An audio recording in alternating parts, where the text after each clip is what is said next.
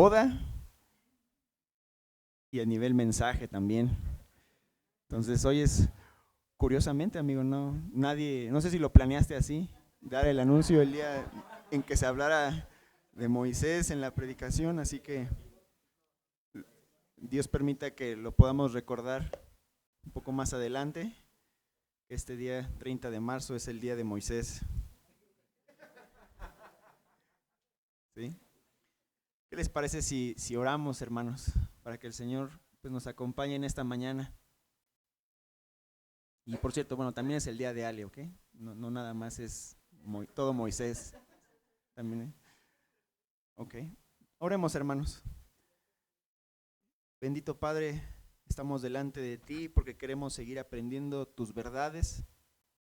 Queremos que nos ayudes a ser más santos como tu Hijo. Queremos corregir. Muéstranos a cada uno, Señor, lo que debemos de hacer en nuestras vidas, a tomar esas decisiones importantes, como lo hemos visto el día de hoy, Señor. Te ruego por el futuro de mis hermanos, que les bendiga, Señor, que les acompañes también, así como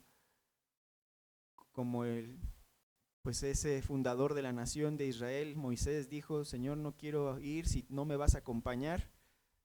Así también cada uno de nosotros queremos que nos acompañes, Padre. Te rogamos por este tiempo, abre nuestro entendimiento y lo que se haya de decir, Señor, si posteriormente hay que seguir corrigiendo o explicando, Señor, ayúdanos a que así sea, Señor. Ayúdanos a procurar más tu palabra y tus razonamientos que los nuestros, Señor. Te rogamos por todo este tiempo, por Cristo tu Hijo. Amén. Acompáñenme, hermanos, a Hebreos. Seguimos estudiando la carta a los Hebreos. A mí me llamó mucho la atención en las últimas semanas que nuestros hermanos nos han explicado que este escrito de Hebreos es un sermón. Me llamó mucho la atención. Y sin embargo, pues vemos cómo en cada uno de estos bloques que vamos estudiando, pues cada uno tiene un título y pareciera que estamos haciendo hasta ahora algunas comparaciones, ¿no? El Señor Jesús con respecto a los ángeles.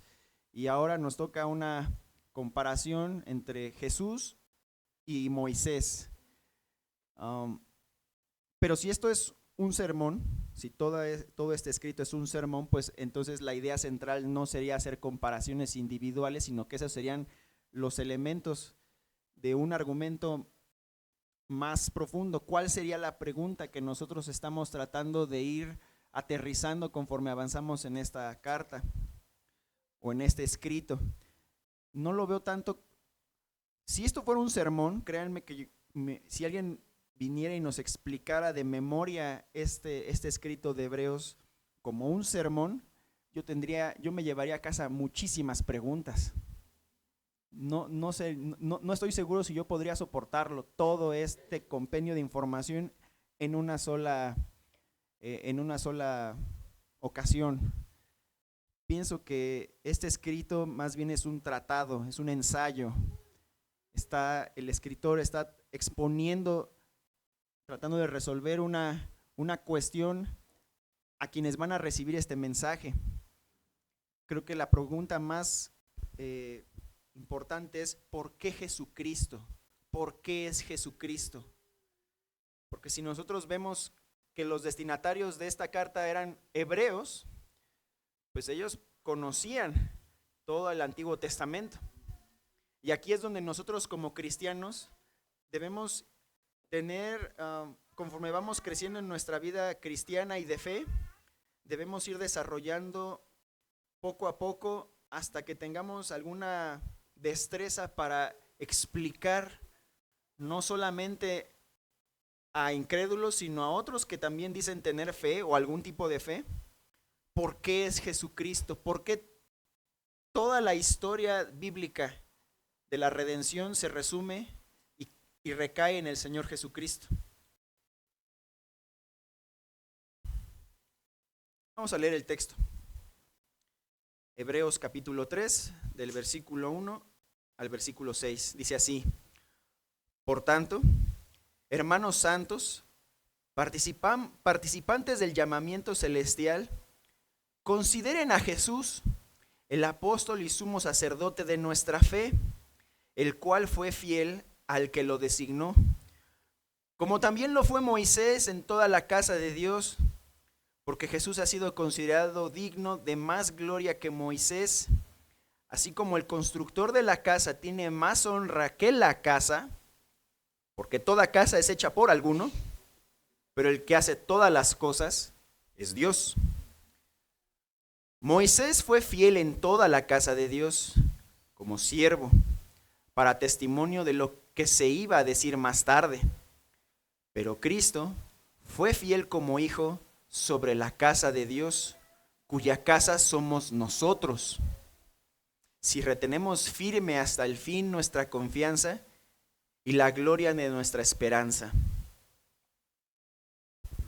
Muy interesante argumento. ¿Por dónde podríamos empezar para reflexionar un poco?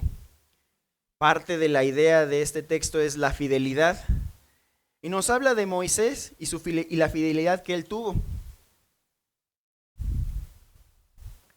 Si ustedes recuerdan, el nombre de Moisés, pues significa que salió de las aguas, que fue extraído de las aguas. Ese fue pues el significado, por el hecho de que Dios escogió a Moisés para una tarea muy específica, darle libertad y darle un nombre como nación, finalmente, a todo ese grupo de personas que habían llegado con Jacob a Egipto años atrás. Pienso, hermanos, que ha sido a lo mejor no un error, pero creo que sí debemos de considerar lo siguiente. A veces nosotros hacemos una división muy fuerte entre el Antiguo y el Nuevo Testamento, de tal manera que los cristianos pocas veces voltean a ver el Antiguo Testamento y a estudiarlo. Pero lo curioso es que el Nuevo Testamento constantemente está haciendo referencias a las escrituras del Antiguo Testamento. Conforme fueron pasando los años, se fueron incrementando la cantidad de escrituras. Vamos a decir, si a Moisés le tocó escribir los primeros 5 libros y dejar eso como la ley, pues las siguientes generaciones fueron agregando eso que se convirtió en, vamos a llamarle canónico, es decir, palabra de Dios, que se le debía de considerar como palabra de Dios. Y así hasta que llegamos con el Señor Jesús, quien en numerosas ocasiones mencionaba y hacía referencias y explicaciones del Antiguo Testamento. ¿Por qué menciono esto? Existe un grupo de personas cristianas, no podría aseverar que pertenece a una denominación particular, pero hay un grupo de maestros, y no digo un grupo porque estén juntos, sino hay un grupo, digamos, de teólogos. De hecho, pienso que el escritor de Hebreos era un teólogo de teólogos, era alguien que tenía toda esa destreza para recordar textos, plasmarlos y explicar con esos textos las ideas que él quería transmitir. Entonces, este grupo de personas considera que el Antiguo Testamento no puede ser entendido sin el Nuevo Testamento. Y queda la pregunta, ¿por qué uno menciona eso? Porque al final del día, cuando yo cito un texto, yo estoy tomando ese texto, lo plasmo y quiero explicar una idea. Entonces, tomo ese texto, explico esa idea, y ese texto le da tanto fuerza a lo que estamos tratando de explicar, o a lo que ese teólogo está tratando de explicar, y nosotros decimos, bueno, esto es lo que quería decir el autor. Es prácticamente lo que hacemos pues todos los domingos, tratar, venir y explicar un texto. Pero si se dan cuenta, a veces las citas, ya han escuchado ustedes esa frase que todo texto fuera de contexto es un pretexto, es decir, algo equivocado. Mientras meditaba en todo esto, en lo que me iba a tocar explicar, tenía mucho miedo de tocar, digamos, esto, porque son fibras sensibles finalmente. Porque si uno explica una cosa que no es, pues uno corre el riesgo de ser juzgado, y bueno, siempre vamos a ser juzgados entre los hombres, pero Qué difícil ha de ser juzgado por Dios y que se aplique una sentencia en nosotros. Qué difícil. ¿Por qué menciono esto?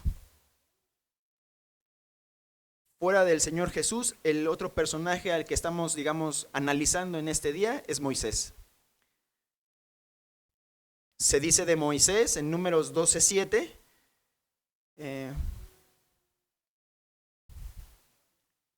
hace una referencia a la fidelidad de la que está expresando aquí también el autor. Vamos a empezar por la fidelidad.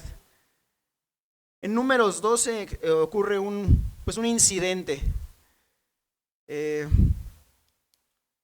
Moisés tiene hermanos, Aarón y María o Miriam. Ellos eran los hermanos de Moisés y tuvieron la oportunidad de compartir ministerio con él. Una de las cosas interesantes sobre la teología es que uno trata de explicar el carácter de Dios, cómo es Dios, cómo es su carácter, cuál es la personalidad de Dios.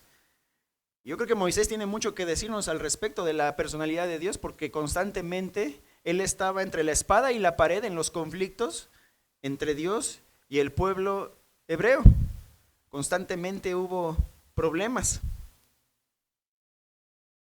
Es aquí, en Números 12, donde se da este incidente con los hermanos de Moisés, que ellos como que de repente se sintieron que también estaban al nivel de Moisés y dijeron, bueno, si Dios habla por Moisés, pues nosotros también.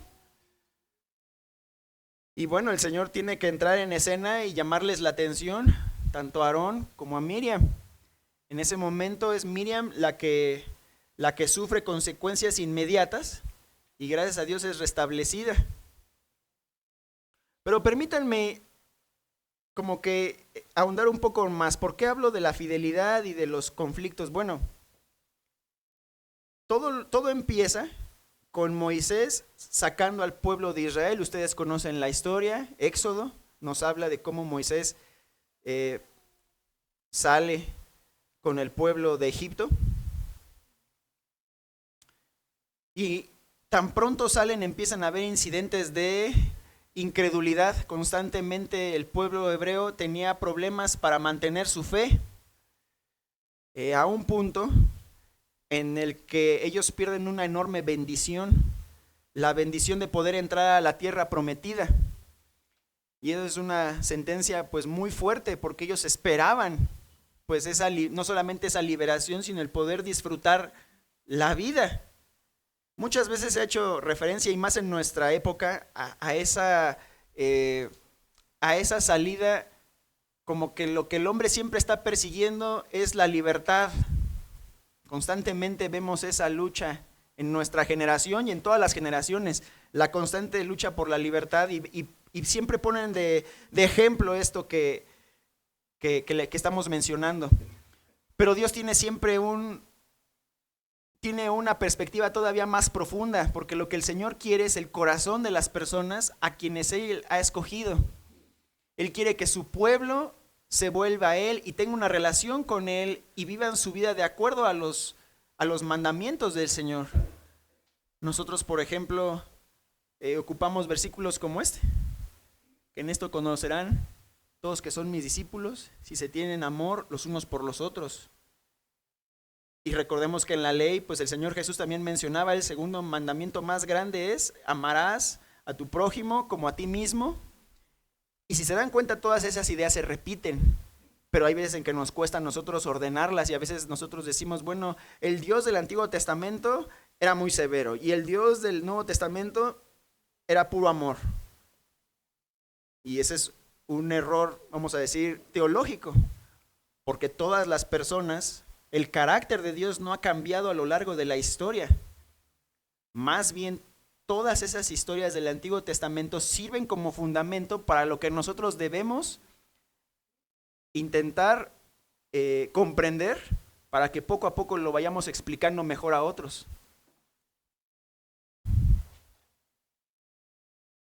¿Recuerdan ustedes cuál fue el evento que detonó que el Señor les dictara la sentencia de que no iban a entrar a la tierra prometida?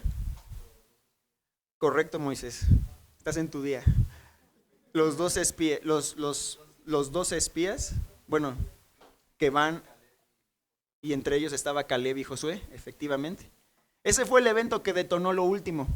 Pero el Señor menciona algo muy interesante.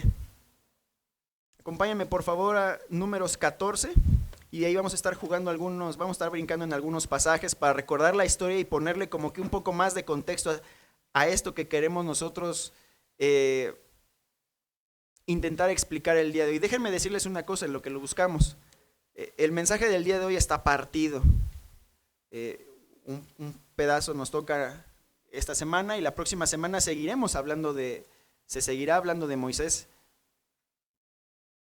Entonces, no digamos que no va a haber una conclusión final, pero nosotros estamos tratando de analizar, digamos, un poco de la historia para entender por qué el Señor ha actuado así y qué debemos hacer nosotros al respecto.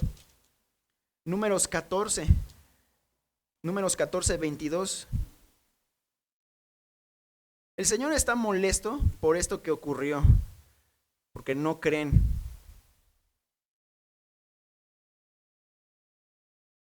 En Números 14, 11, dice el Señor lo siguiente: y el Señor dijo a Moisés, ¿hasta cuándo me desdeñará este pueblo? ¿Y hasta cuándo no creerán en mí a pesar de todas las señales que he hecho en medio de ellos? Versículo 27, en ese mismo capítulo. ¿Hasta cuándo tendré que sobrellevar a esta generación malvada que murmura contra mí? He oído las quejas de los israelitas que murmuran contra mí. Diles, vivo yo, declara el Señor, que tal como han hablado a mis oídos, así haré yo con ustedes. En este desierto caerán los cadáveres de ustedes, todos los enumerados, todos los contados de 20 años para arriba. ¿Recuerdan ese censo? Y bueno, partimos de aquí. Este es el carácter del Señor. Una cosa que a Dios no le gusta y le molesta es la incredulidad. Y peor tantito, le molesta la incredulidad de aquellos que en algún momento de su vida ya hayan profesado tener fe. Qué curioso, ¿verdad? Es decir, mientras nosotros más nos acercamos a Dios, la vara de Dios para con nosotros, en sus molestias que Él pueda tener con nosotros, también va a ser más severa. Ese es el carácter de Dios. Y por eso muchos prefieren pues no acercarse a Él. Ahora bien, también muchos no se acercan a Él porque muchos han sido lastimados por personas que dicen creer en Dios. Y ahí es donde nosotros también tenemos que entender entonces estos pasajes para que en primera instancia nosotros podamos ofrecer consuelo, después explicar, mira, al final del día, si tú hubieras estado en los zapatos de esas personas, probablemente hubieras hecho lo mismo. Y con una alta probabilidad, una probabilidad del 100%.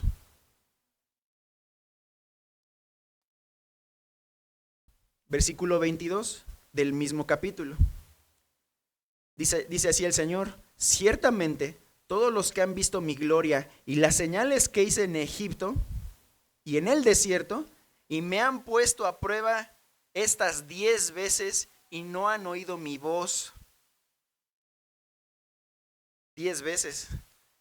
Los invito a que hagamos brevemente un recorrido bueno, no hay una lista en particular, hermanos, así que a lo mejor parte de la tarea sería corroborar si lo que estoy compartiendo en este momento podría embonar.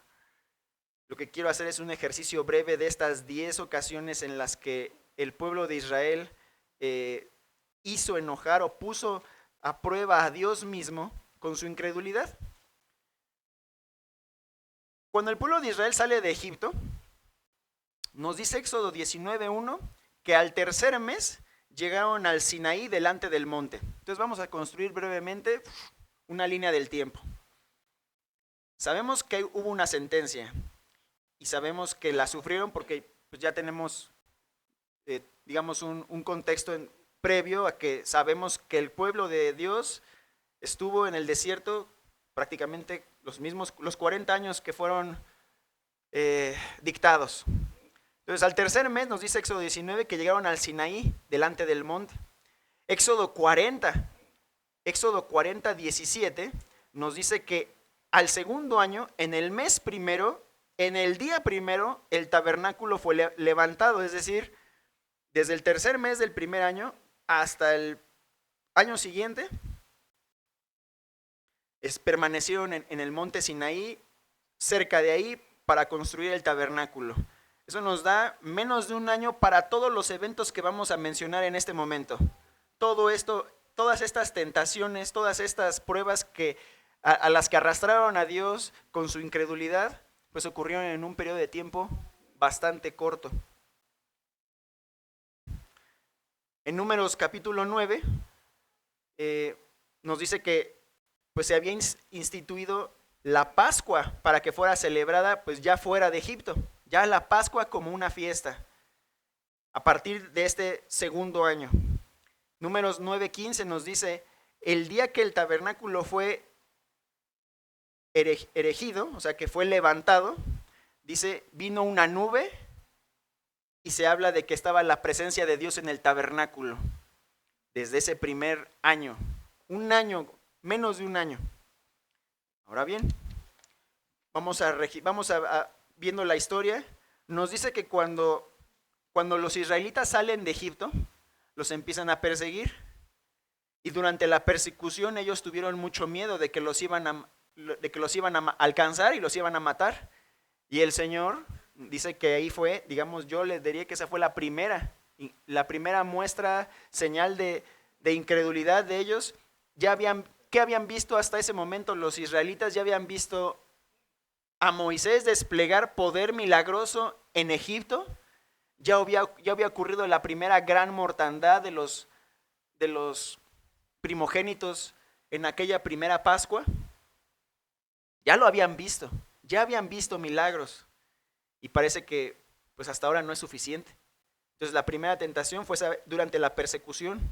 La segunda, la tengo ahí registrada en Éxodo 15, dice aquí, en las aguas amargas de Mara. Y bueno, ahí abriendo un pequeño paréntesis, ahí he tenido de años atrás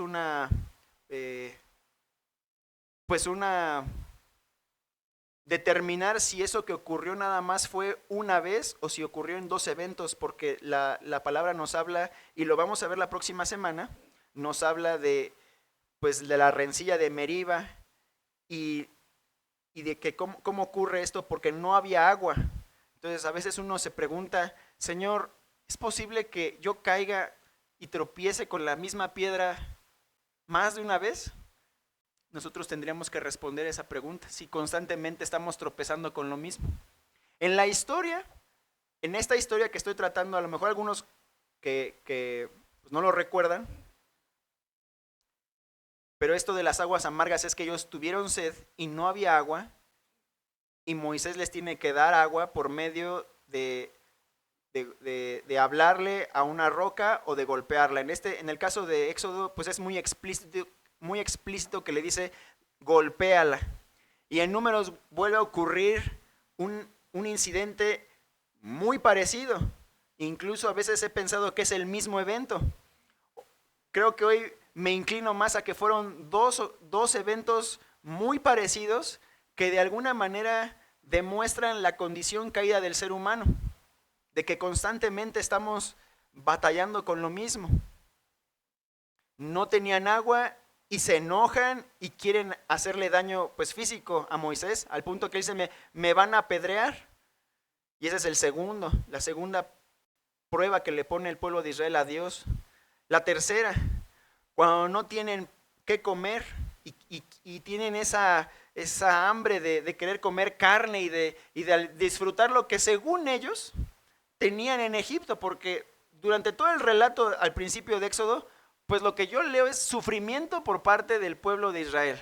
Pero tan pronto llegan al desierto y están en medio de otros problemas, otras pruebas, se enojan y dicen, creo que nos iba mejor antes. Y la pregunta es si en nuestra vida cristiana a veces no sentimos o no queremos decir, ay, pues creo que los del mundo la viven mejor que nosotros. Creo que eso es algo con lo que todo creyente tiene que batallar con su pasado, ya sea que uno haya sido lastimado, ya sea que uno era el que provocaba los problemas. Entonces, esta falta de carne y pan, pues provoca ese primer evento en el que por primera vez se les da de comer maná, y a partir de ese momento comen maná durante toda su estadía en el desierto, los siguientes 40 años. Y según nos dice Éxodo 16, esto ocurre en el segundo mes, o sea, al poco tiempo que habían salido. Les había comentado hace brevemente que al monte Sinaí llegaron al tercer mes, ahorita estamos en el segundo mes, o sea, estamos a un mes de que lleguen al monte Sinaí y ya se quieren regresar, ya quieren tirar la toalla. La cuarta, la obediencia a la rutina. ¿A quién de nosotros les gustan las rutinas? Creo que todos sabemos lo que son las rutinas y sabemos que son pesadas, que no son sencillas. Ustedes podrán ubicar más esta historia en Éxodo 16, cuando el Señor les dice: cuando ustedes recojan su alimento los días de reposo, no van a acumular para otro día, sino nada más para el sexto y el séptimo día, nada más. Es decir, no se acostumbren a acumular. Esa es otra. Y constantemente estaban batallando. La quinta, y creo que aquí ya estamos llegando casi, poco a poco estamos entrando ya en los tiempos en los que se complican las cosas. Llegan al monte Sinaí y lo que ellos pueden ver como pueblo es el monte. Recordarán ustedes que sube Moisés a ese monte a tener ese primer encuentro con, bueno, no el primer encuentro que él tenía, pero el pueblo sí. Y a partir de ese momento, digamos del tercer mes en adelante, aquí ya no nos dice momentos precisos, pero sabemos que todo está dentro de unos pocos meses, 9 meses aproximadamente. Sabemos que Moisés sube 40 días, recibe las tablas, y mientras él recibe las tablas, ¿qué es lo que ocurre abajo? Pues la gran fiesta, ¿no? No llega Moisés, pues hagamos algo, y hacen el famoso becerro de oro. Y la pregunta es, ¿tenemos becerros de oro en nuestra vida, hermanos? ¿Hay cosas que todavía anhelamos de nuestra vida pasada? Preguntémonos eso y seamos honestos, porque aquí nosotros vemos de los primeros ya acontecimientos fuertes en donde el Señor ya muestra pues una reprimenda en donde hay incluso muerte de las personas que no se arrepienten. Esta historia del becerro de oro se encuentra en Éxodo 32 y seguimos avanzando. Sabemos que después de ese incidente, pues nuevamente Moisés vuelve a subir con el Señor para recibir las segundas tablas. Bueno, él no recibe las segundas tablas, sino el Señor le indica que tiene que volver a hacer tablas, que las suba y que él las va a escribir nuevamente, Dios mismo. Dios mismo ya había escrito las primeras. Aquellas primeras tablas fueron rotas por Moisés. Y aquí podemos ver que también Moisés tenía su temperamento y su carácter, a pesar de que en Números se dice que de Moisés era el hombre más manso sobre la tierra, pues él también se molestaba, y sobre todo una cosa que se nota a lo largo de la historia de Moisés es que le molesta a Moisés la injusticia. Lo sabemos porque desde su juventud, ¿qué fue lo que provocó que él tuviera que huir de Egipto? Pues mata a alguien por una injusticia que él ve. Podemos decir que eso fue en la carne, lo más probable, pero ese sentido de justicia sí lo tenía.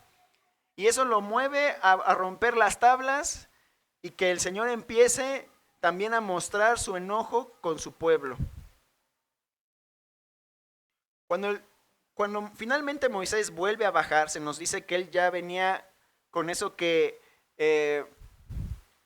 empiezan a ver los israelitas a lo largo de todo este periodo de tiempo. Primero estamos hablando de 2 años, estos 2 años en donde vamos a llegar, y lo que sigue son otros 38 años. Lo que sigue es la construcción del tabernáculo. Y digamos que pasa el conflicto, se calma un poco la situación, y Moisés convoca al pueblo, y ustedes, pues, yo he visto que han tenido sus lecturas bíblicas, y creo que yo también la he disfrutado mucho. se muestra que el Señor da, disculpen, es que el Señor a todos les da sus dones. Y cuando Él convoca hay respuesta, si ustedes lo recuerdan, hay respuesta. Y se construye el tabernáculo. Y como les mencionaba, es en el segundo año en donde finalmente se termina de construir este tabernáculo. Cuando se termina de construir este tabernáculo, uno diría, bueno, ahora sí ya se van poniendo, ya se están acomodando las piezas, ya empieza a haber orden en este pueblo. ¿Y qué es lo que ocurre? Pues el evento trágico de la muerte de los hijos de Aarón por no servir correctamente delante del Señor en el tabernáculo. Yo le puse a ese que era el número 6, aunque ese, digamos, fue provocado por un grupo muy pequeño de personas, pero provocó una gran respuesta del Señor. Los quemó el Señor delante de todos. Eso para mí hubiera sido una tragedia tremenda. Y entonces uno ve que conforme uno va avanzando y digamos que se refuerza esta idea de que conforme uno va avanzando, ya sea, creo que eso aplica tanto en el mundo como dentro de la iglesia, conforme uno va avanzando en las responsabilidades, el desatender las responsabilidades, si te son dadas y tú vas escalando una posición cada vez más alta, las consecuencias pueden ser iguales, de difíciles de soportar. Número 7, perdón. La queja ante la adversidad. En Números 11 se nos vuelve a decir que el pueblo vuelve a quejarse y el Señor les envía un fuego tremendo también. O sea, no solamente sufrieron los hijos de Aarón, sino parece que en otro evento envía fuego el Señor y consume a varias personas hasta que Moisés ora por ellos y se detiene. Entonces aquí vemos a un Moisés que siempre está tratando de ser intercesor por su pueblo y Dios. Siempre que su pueblo peca, regresa con el Señor y les dice, Señor, perdónalos, danos oportunidad. Y había veces en que el mismo Moisés le pedía, vamos a decir, esquina a Dios. Entonces pienso que parte de la fidelidad de Moisés en todo esto está expresada en su obrar, en el interceder por los demás. A pesar de sus errores, intercede por los demás, buscando que ellos se vuelvan al Señor. Número 8, vuelven a llorar por carne, Números 11, y ahí se llama el incidente de Kibrot Jateaba. No estoy seguro si lo estoy pronunciando correctamente, no encontré una fuente fidedigna que me diera la pronunciación, pero parece que constantemente ellos estaban batallando con esto, y otra vez Moisés tratando de calmar al Señor. El evento que les mencionaba al principio, el de Aarón y Miriam, pues también lo tengo aquí con el número 9, porque ellos hablan mal de Moisés por celos en Números 12. Entonces, de estas 10 que menciona, yo ahí puse, digamos, 2 que no son generales, sino 2 muy personales, los hijos de Aarón y en este caso los hermanos de Moisés. Y el número 10 también ya lo mencionamos, es pues por el informe de los espías, la gente también se empieza a desesperar hasta que el Señor toma esta decisión. La verdad, si yo formara parte de ese grupo, me desmoralizaría muchísimo. Creo que yo habría sido parte de los que pues toman las armas y dicen, bueno, si ya nos dijo el Señor que subamos, pues vamos ahorita y organízate y ahorita improvisamos algo y nos contentamos. No, sabemos que al menos a ellos no les funcionó. Moisés les dijo, no lo hagan, y lo hacen, y los que van, pues algunos pierden la vida y otros pues simplemente son perseguidos. A mí, creo que sí hay un elemento que cuando nosotros tomamos la lectura de la palabra, sí hay un elemento personal de decir, a mí sí me suena que esto, pues sí hubo un perdón, porque el Señor sí dice que perdona el pecado. Dice, he perdonado, dice, perdón, Moisés le dice constantemente, te ruego, perdona, te ruego, en el versículo 19 del igual ahí de Números 14, perdona, te ruego la iniquidad de este pueblo conforme a la grandeza de tu misericordia, así como has perdonado a este pueblo desde Egipto hasta aquí. Y el Señor le contesta, y vuelvo a leer el 20, dice, los he perdonado según tu palabra, pero ciertamente vivo yo, que toda la tierra será llena de la gloria del Señor. Ciertamente todos los que han visto mi gloria y las señales que hice en Egipto y en el desierto y que me han puesto a prueba estas 10 veces, no verán la tierra que les juré a sus padres. Entonces, ¿qué tiene que ver esta historia de la tentación del Señor con la fidelidad de Moisés? Bueno, la fidelidad de Moisés permanece en todas estas porque él constantemente está intercediendo por su pueblo. Pero el texto nos está diciendo en Hebreos que el Señor Jesús es estimado como más digno que Moisés. Tomé todo este tiempo para hablarles de Moisés porque yo veo que Moisés es uno de los personajes, si no es el personaje más importante del judaísmo. Es probablemente uno de los personajes más importantes del Antiguo Testamento, por todo esto, por poner el fundamento. Y si ustedes recordarán, es el Señor Jesús en esa discusión con los fariseos que les dice, ustedes creen en Moisés, y aquí viene el texto que nos hizo favor de leer Moisés al principio. El texto que está en Juan capítulo 5. Y si ustedes examinan las escrituras porque piensan tener en ellas la vida eterna, y son ellas las que dan testimonio de mí, pero ustedes no quieren venir a mí para que tengan esa vida. En el versículo 44 dice, ¿cómo pueden creer cuando reciben la gloria los unos de los otros y no buscan la gloria que viene del Dios único? El Señor y la persona que escribió Hebreos está poniendo al Señor Jesús como el centro de todo, de absolutamente todo.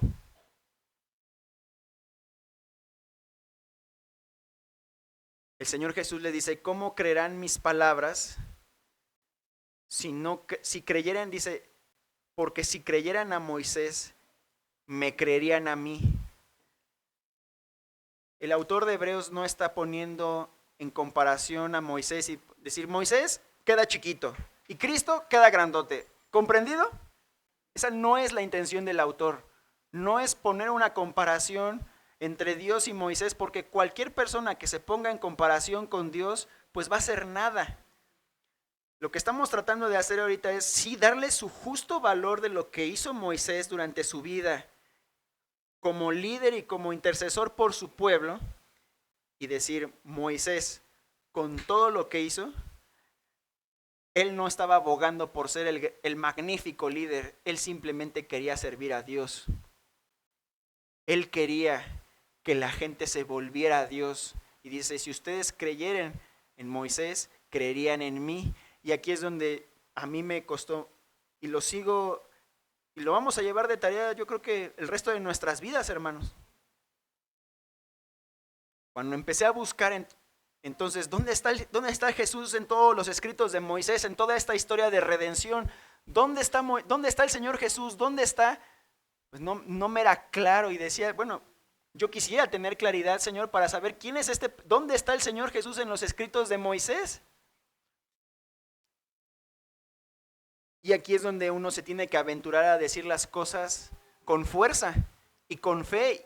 Esta esperanza y fe, de la misma que habla el autor de Hebreos cuando dice, si ustedes conservan su fe, en el último versículo que nos corresponde, pero Cristo fue fiel como hijo sobre la casa de Dios, cuya casa somos nosotros, si retenemos firme hasta el fin nuestra confianza y la gloria de nuestra esperanza. ¿Cuál es nuestra esperanza, hermanos? Si quisiéramos encontrar al Señor Jesús, a ese Cristo, a ese Mesías en el Antiguo Testamento. Creo que sí tiene algo de razón estas personas que dicen que no se puede entender por completo el Antiguo Testamento sin el Nuevo, Porque si no tuviéramos alguien que tomara estas palabras con esta fuerza, la identidad de muchos personajes en el Antiguo Testamento quedaría todavía en el aire. Por ejemplo, en Éxodo 33, si me pueden acompañar.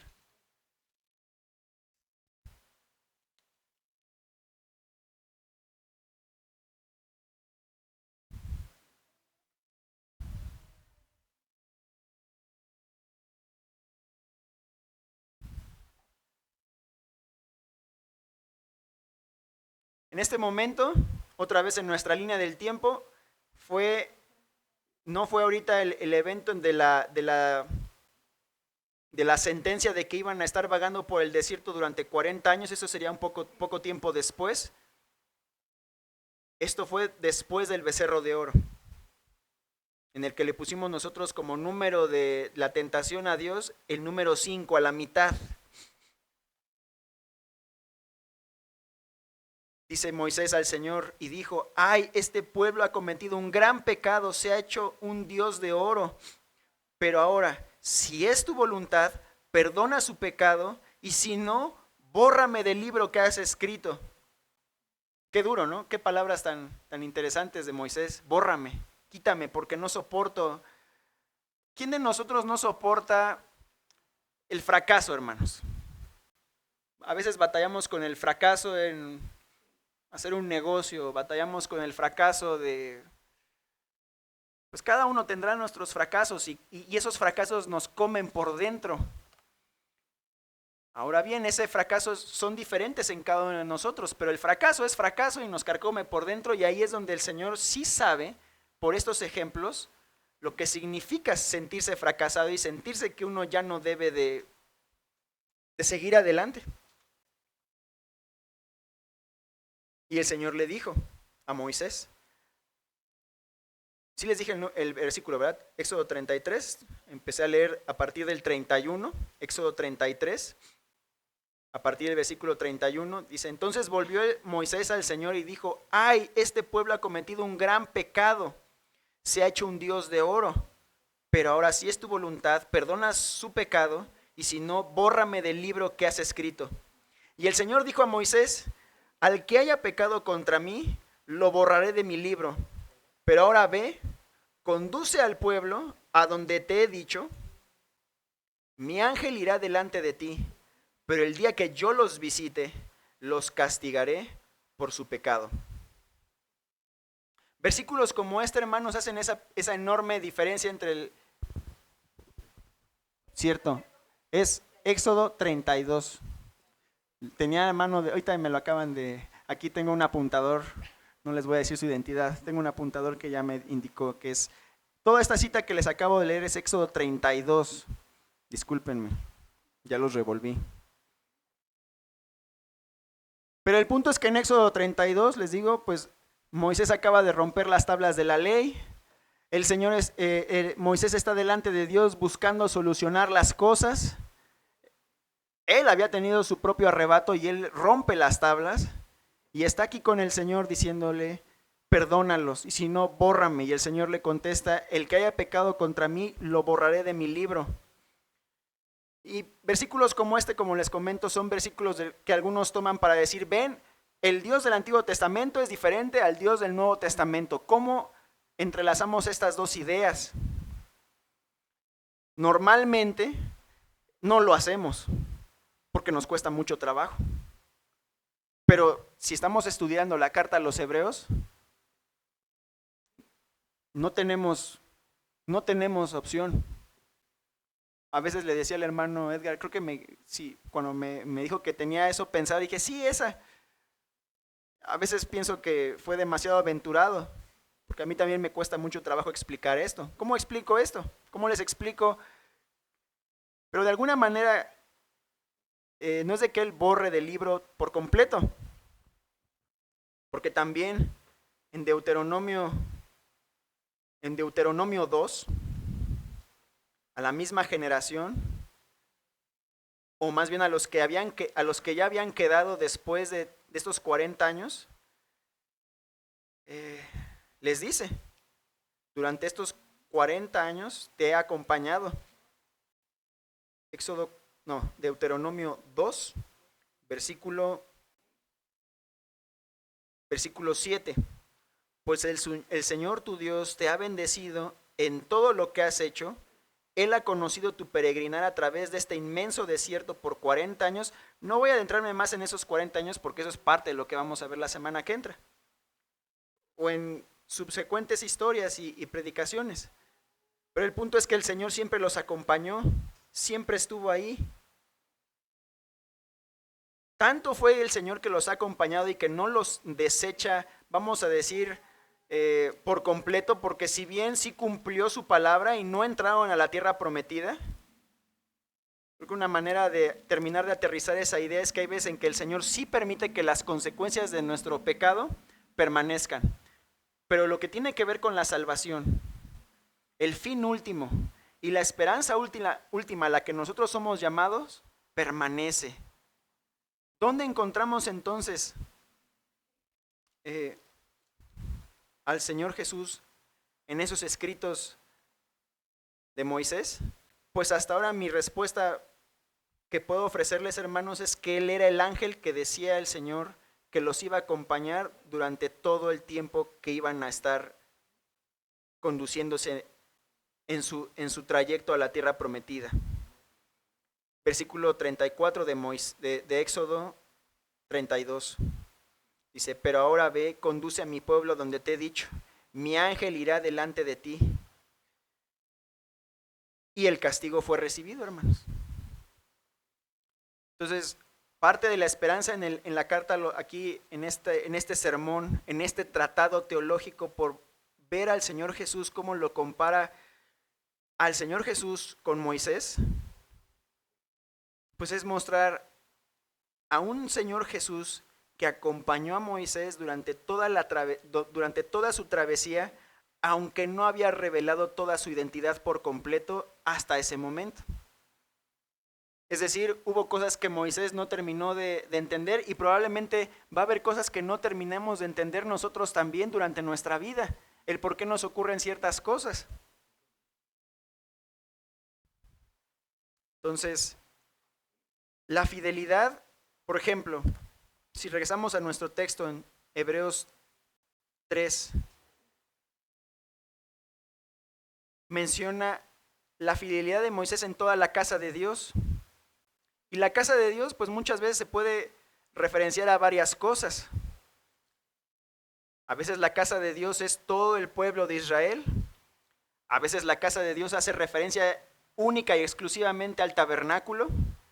Y otras veces al templo que fue construido en años posteriores a la generación de Moisés. Pero la casa de Dios al final del día, la idea es, pues con la gente que le rodeaba. Por ejemplo, nosotros somos parte de esa gente.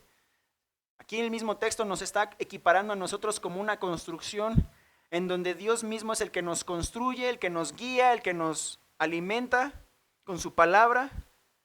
Y todas estas historias, por ejemplo el maná, que fueron completamente reales, vienen a ser una metáfora también para nosotros en que es el Señor a través de su palabra quien nos sustenta y nos alimenta para resolver cualquier problema de nuestra vida.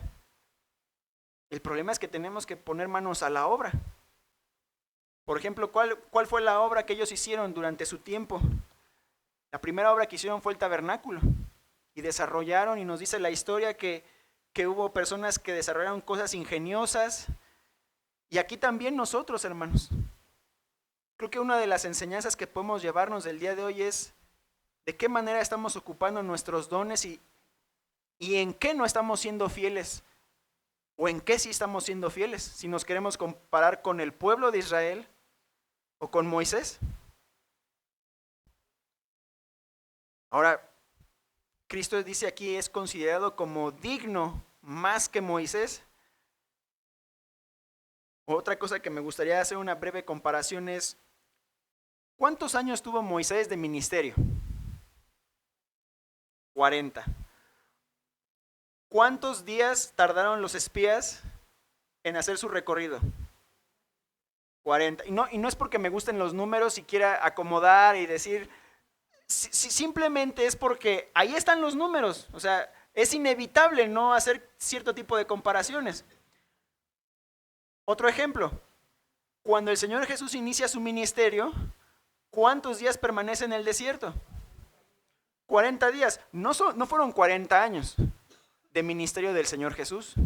Creo que en ese caso podríamos darle un poco de crédito al Señor Jesús, a Moisés, de haber ejercido un ministerio de 40 años contra el corto periodo de tiempo que estuvo el Señor Jesús, pero aún en ese corto periodo de tiempo, el Señor hizo cosas del nivel de Moisés.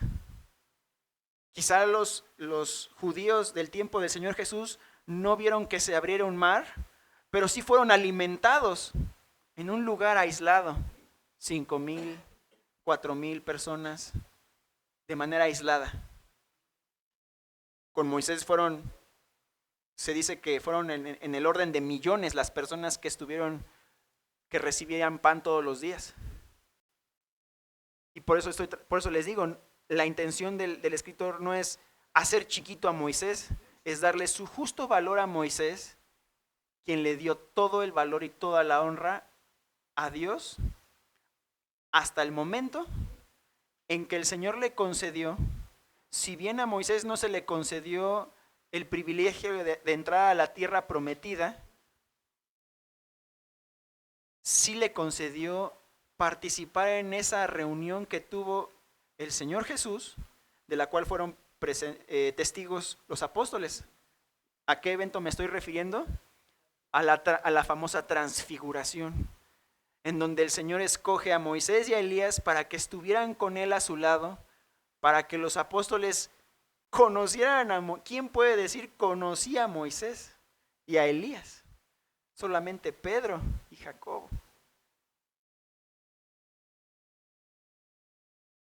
Qué interesante. Y qué esperanza. Entonces, parte de nuestra meta como cristiano es descubrir la identidad de Dios en Cristo a lo largo de todas esas páginas de la historia del Antiguo Testamento. Eso es lo que nosotros intentamos todos los días hacer, descubrir la faz de Cristo a lo largo de todas las Escrituras, en donde si bien Él no fue, digamos, el personaje o el héroe como Moisés, pero era el que estaba detrás de ellos. Dice la palabra que Dios le hablaba a Moisés cara a cara en ese tabernáculo. Pero si ustedes recuerdan aquella presencia que Moisés tuvo fue en la zarza, pues se describía más a un ángel porque podía hablar con él, porque no cayó fulminado Moisés en la presencia. Pues muy probablemente ese ángel era Cristo mismo, hablándole a Moisés. Porque si fuera el Padre, pues no habría vivido Moisés para contarlo. En nuestro caso, hermanos, lo que nosotros intentamos constantemente es reconstruir nuestra fe. Si ustedes recuerdan, cuando estuvimos estudiando Mateo, hablábamos de que el que sea fiel hasta el final será salvo, ¿no? Esa era la idea que había en el Evangelio de Mateo. Y aquí también el autor pues toma esa idea y dice, si retenemos firme hasta el fin nuestra confianza y la gloria de nuestra esperanza. Y obviamente recordaremos que todos queremos estar algún día delante de Dios que nos diga, eres fiel, bienvenido seas y goza del descanso. Son las palabras que el Señor Jesús utiliza todo el tiempo. Entonces, de algún modo, esto es lo que quería compartirles. Era más que nada, pues tratar de reflexionar tanto la fidelidad pues cómo obra la fidelidad de Dios a través de sus escogidos. En este caso, Moisés. Que el Señor nos dé eso como una motivación. Porque si ellos lograron estar durante 40 años en un desierto, quizá nosotros logremos atravesar los problemas de nuestra vida, los años que el Señor nos preste. Y tratemos de interceder por aquellos que aunque no lo merezcan, lo que sí sabemos es que todo pecador necesita al Señor. Y eso es lo que intentaba Moisés constantemente. constantemente intentaba ser intercesor, buscar el perdón, y que el Señor, claro que tiene un crédito mayor, porque si Dios mismo se humana para morir como un cordero, obviamente un cordero es un animalito pues muy tierno, es un animalito que todavía que está en la plenitud de su vida, por así decirlo. Y por eso es que yo no podría comparar ahí el tiempo de los 40 años de Moisés con el tiempo del Señor como ministerio, porque aunque fue corto, fue suficiente para desplegar suficiente poder para mostrar sus obras. Y aunque nosotros no tenemos forma de demostrar poder, o sea, la gente siempre quiere ver poder, ¿qué tal el poder de la santidad? ¿Qué tal el poder del perdón o de la reconciliación?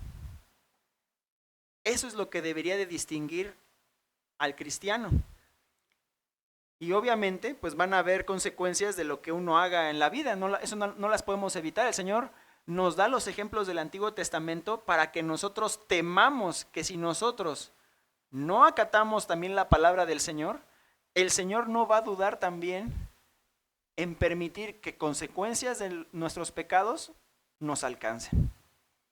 Porque la única promesa que nosotros tenemos delante del Señor es la salvación. Pero todo lo que ocurra mientras estamos en este mundo tiene consecuencias. Y entonces, que el Señor nos... ¿Cómo queremos ser nosotros recordados? ¿Cómo queremos vivir nuestra vida estando conscientes que el Señor nos observa? Si nosotros tuviéramos esa conciencia más fuerte que nuestras ganas de cometer un pecado o de desquitarnos como a veces lo hacemos, creo que pensaríamos 2 veces en cómo reaccionamos. Y hay veces en que esas reacciones nos hacen tomar caminos complicados. No podemos negar que eso no vaya a ocurrir. El Señor se los dice a los apóstoles varias veces. Eso va a pasar, los tropiezos van a pasar. Está en Mateo 18. Vamos a tener tropiezos.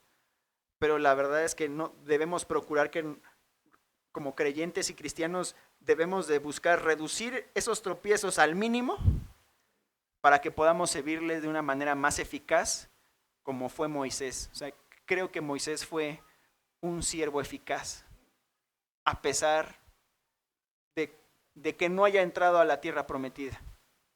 Eso no importa, porque él vivió las bendiciones del Señor en su desierto. Entonces, si nos sentimos nosotros en nuestros problemas, en nuestras tentaciones, si nos sentimos en un desierto, pues amén. Que el Señor nos guíe en ese desierto. Y si el Señor permite que un grupo o grupos como este de iglesias locales tengan la oportunidad de reunirse en su travesía, en su peregrinada en esta vida, pues encomendemos al Señor esta travesía. Hasta ahora, gracias a Dios, no ha sido un desierto literal. Creo que yo me moriría muy rápido si estuviera en el desierto. Estoy tan acostumbrado a ciertas comodidades que no sé si sobreviviría a lo que ellos pasaron. Pero si el Señor hizo que ellos atravesaran el desierto, tal vez nosotros también. Porque Él no va a poner una prueba más allá de nuestras fuerzas. Eso es lo que hemos escuchado también en numerosas ocasiones. ¿Qué les parece si oramos, hermanos? Bendito Señor, te agradecemos en esta mañana nos hayas permitido reflexionar un poco sobre tu palabra. Cada uno de mis hermanos tiene prueba, situaciones por resolver, reconsiderar cosas que hayan salido de nuestra boca, Señor. Y Padre, yo te ruego por esos contextos, porque cada uno pues lleva una carga, cada uno de mis hermanos lleva una carga distinta. Pero tú nos has puesto aquí precisamente para que resolvamos problemas, Señor.